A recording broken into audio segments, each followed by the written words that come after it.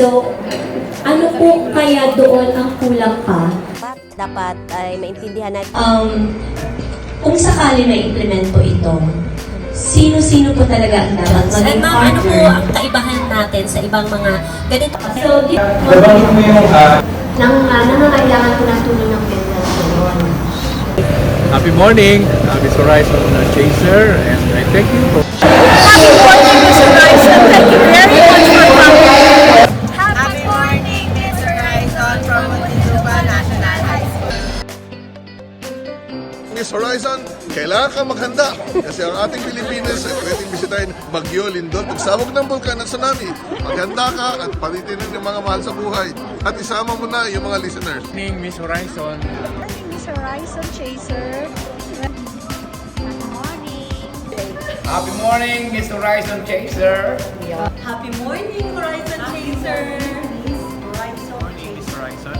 Galing naman yung Horizon. Happy morning, Ms. Horizon. Sir, magbigay po tayo ng mensahe para doon sa mga negatibo pa sa paglilinan. Okay. Englishin ko na lang po. Tagalog din, sir. O sige, English-Tagalog kasi yung mga... Base po sa salita.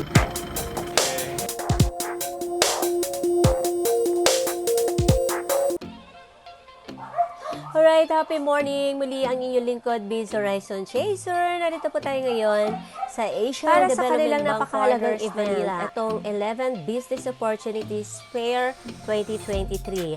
The ADB BOF is one-stop forum for consultants, constructors, manufacturers, suppliers, and civil society organizations looking to provide goods and works services for ADB project. Kaya itong one-stop forum ay ito na yung pagkakataon na kanilang mga network para makatagpo po sila ng tamang mga partner sa negosyo.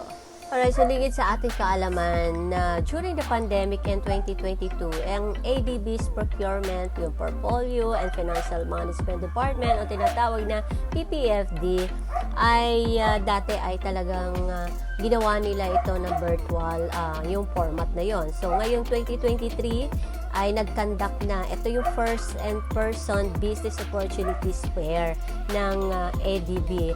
Kaya talagang naging matagumpay or magiging matagumpay ito dahil napakadami po ng mga dates na dumating, halos na sa 1,000 mahigit. Alright, so ano nga ba ang opportunity nitong event na ito para doon sa mga delegates na talagang galing pa sa iba't ibang sulok ng mundo?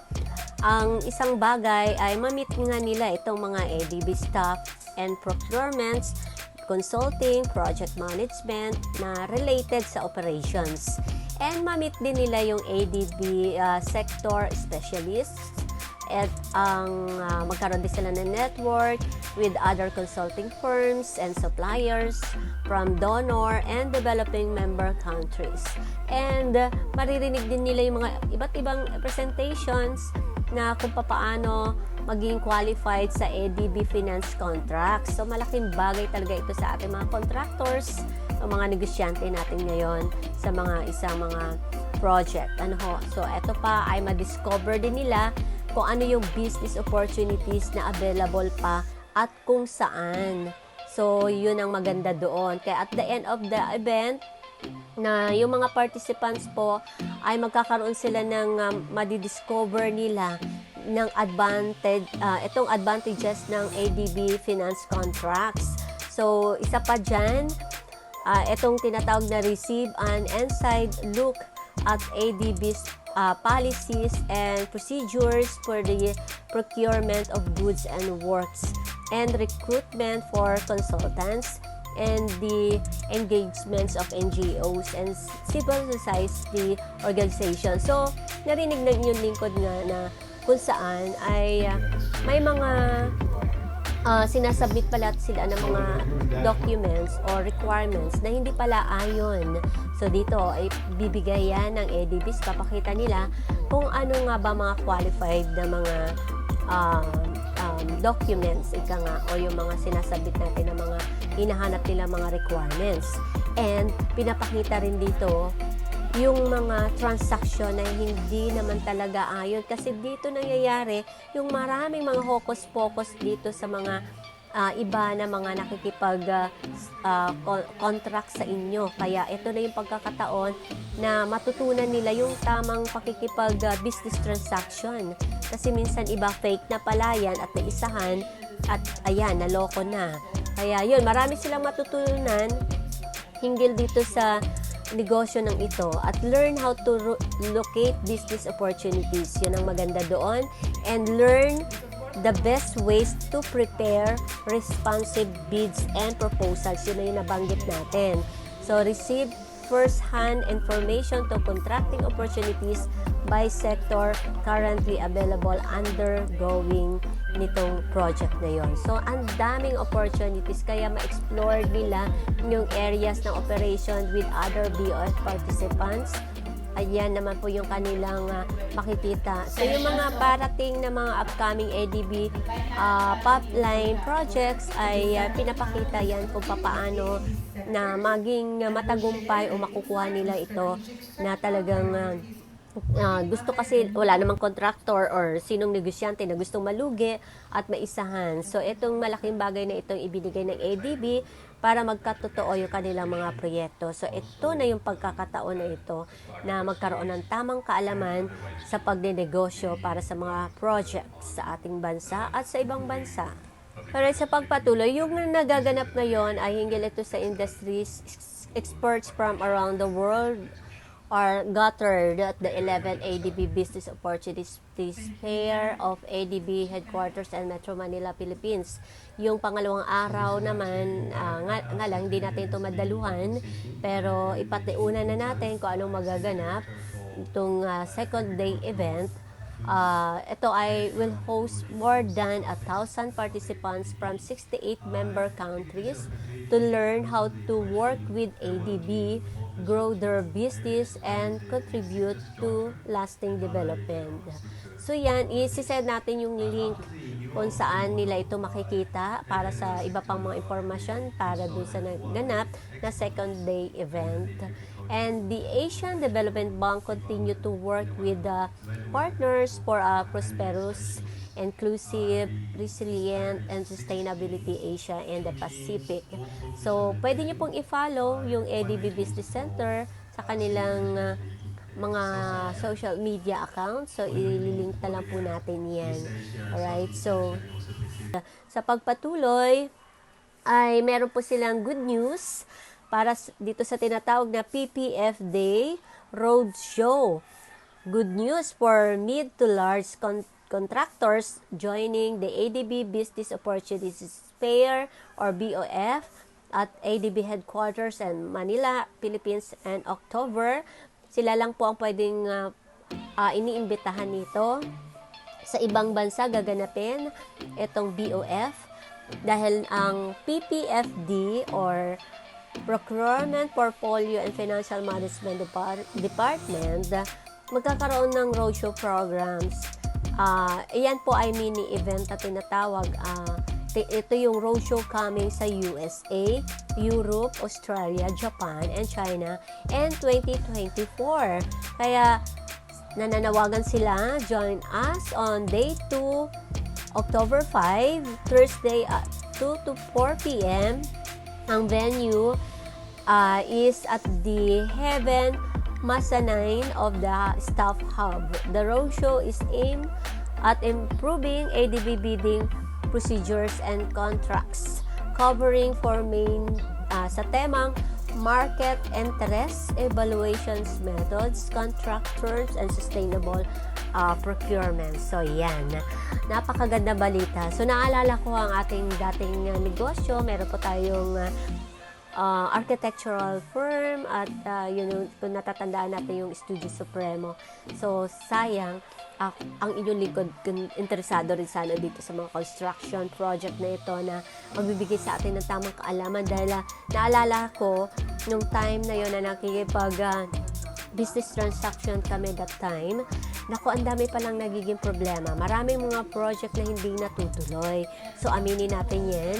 And nagkakaroon tayo ng mga tinatawag na mga business partners na hindi naman pala sila karapat-dapat para sa inyo at nagagastusan lang tayo. So, yun ang masakit na sa bulsa nitong mga negosyante sa constructions. Kaya mag-ingat tayo. So, iba pa rin na meron tayong tamang kaalaman at ito nga ibinigay sa atin ng ADB. So, sana yung mga ganitong klaseng mga negosyo ay magkaroon talaga tayo ng panahon na umattend sa mga ganitong napakagandang event. Ano po? Alright, so dito lamang tayo nagtatapos. Ang inyong lingkod nag-uulat mula sa Asian Development Bank Philippines. Happy morning. I love you all. In ADB projects. Thank you, Xerio says. Experiences may be good or bad. What I'm hearing are relatively good. Was when we were Experiences. scheduling the repayments for the project, and being a transportation project, all of us know that the revenues build up slowly. So ADB was the kind of repayment schedule so that it would match their grants extensively. I'm happy to tell you that actually none of the grants have lapsed and we've utilized them completely. They also, technology was also an area where we wanted to do some pilots, and through these grants we were able to bring in, we created a BIM lab in NCRTC. We are providing training to them to run taxis, which we have been able to do. People didn't warn you that. Back to not wanting to go back to the COVID situation, of course, but a bit of flexibility in home and field time would be appreciated. I think that's Will being provided by all the LGUs, the local government units. Then in this regard, they are helping us to get the information of all the owners of the houses and lots. The difficulty is that sometimes the cadastral system is not very accurate. Then it's a little bit difficult. We have to negotiate, or we have to talk to the official ones. We will say that. Open competitive bidding. Mentioned the timelines of this session. I'd like to finish by flagging that it will also. Okay. Good morning. One or two different areas, but really not enough time to go into anything in any great detail. The ADB ID, and that's a good giveaway. They'll also help out. But let me discuss. Most information is there. You just need to know how to find it. You need to put it. Look at the qualification criteria. That is black or white, in or out. There is no grey, right? So you look at that first. If you don't feel you can meet those requirements, don't waste your time bidding. And finally, by sector, and you will hear a lot about sector approaches within ADB now. But transport remains the largest sector within the bank, followed by water and health, with a large increase in spending due to the COVID pandemic. Followed by energy. Health has really jumped up there. The top three used to be transport, water, and energy, and it was pretty. You could bank a lot on that. Now we're seeing a lot of health spending. Finally, how do you find information on our website, adb.org? www.adb.org is a great way to find information. However, also Google ADB and whatever you're looking for, and it often comes up as the top search. Google is your friend when you're looking for stuff on ADB's website. But within this section, work with us, projects and tenders, guides you through where you can see the pipeline. And I know Simon spoke about the pipeline as well earlier, but here you can see projects, you can also see tenders. Under tenders, you can also see from the same advanced department, notice. but I'm actually portfolio management. The idea is to actually monitor and provide procurement statistics. So the procurement dashboard, Banova, and of course Marisa Parcenas, who was sort of, I must say, Marisa and her team were basically the key architects of this dashboard when it was created and rolled out 2 years ago. So I'll pass it to Cyril, and then she'll give us maybe a short presentation. This is not going to be provides the relevant and consistent data and some analytics on ADB accuracy for main countries and the regions. If you're interested to see what are the key players on which markets in terms of ADB financing, that way you can go for information. And this information is so for any research, for any analytics, you can be kind of assured that the same data is used ADB internally, and there is no need for additional reconciliation or double checking of the data. It of course promotes transparency, so we publish the statistics on the ADB operational procurement. We share these numbers with you and those who are interested. It's the public, it's our potential consultants, contractors, it's also other MDBs or research organizations. They can clearly rely on this data and use for their research. And that's of course contributes to the business efficiency. It saves a lot of time for we can go straight away to the sections of the binationality of contractors. To the second panel, this overview of ADB sectors, and will share their insights on strategic sectoral priorities working under the new the whole budget cycle, the Public Financial Tax Administration, also as part of SOEs and otherwise too, we work on improving public service delivery, and this is another area that lends itself to more automation and digitalization. Thank you very much. I'll start here. Thank you, Tariq. Shipang. Thank you so much for inviting us to attend this very important session. I am the Qing Feng Zhang, Senior Director for Agricultural, Food, Nature and Rural Development Sector Office for the ADB. I take this opportunity to answer the question. I want to focus on two areas. One is the sector structure, and another is our sector priorities. After the new operating model, FNR sector law, we consulted all the expertise under the agricultural, food, nature, rural development under one roof. Right now we have over 100 specialists. We established 6 teams. 2 teams will focus on the region. One region is for Central Asia and South Asia. One region is for the East Asia, Southeast Asia, and also Pacific areas. They deal with the country relations, country partnership, and so on and so forth. Another 2 practice areas, we have the 2 practice areas. One is focused on natural capital climate, and another is focused on emerging area, focused on technology, financial transformation, and so on and so forth. And then we have the transport. Road subsector dominates 80%. Now, actually, 2023, thanks to some major railway and then bus projects of those, now road subsector constitutes 55%. So that already over 15, 20 years of those, we are shifting to that brand shift already. Now, again, still we need to do more. That's giving us the opportunity using. You happen to be in the Southeast Asia and Pacific team, but there's a project in South Asia or Central West. Maybe you'll, be called to provide expertise for that. Excuse me. The emerging areas. That's integrated cross-sectoral solutions, in productive uses of renewable energy, including e-mobility, e-shipping, water supply, nature-based solutions, renewable energy, cold storage for agriculture. So that would be kind of cross-sectoral work done with. So how do we achieve it? I can maybe mention 3 points that we want to further strengthen. One is about urban planning or spatial planning. So this is one area that we have, ADB has not been really focusing so much on.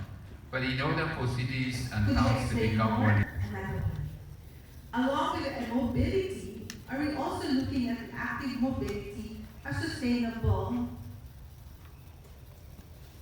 mobility solution?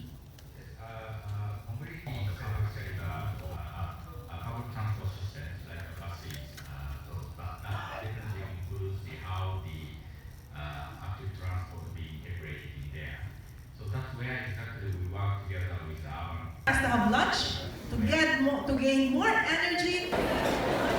Solutions also help us to quickly grab the loan region.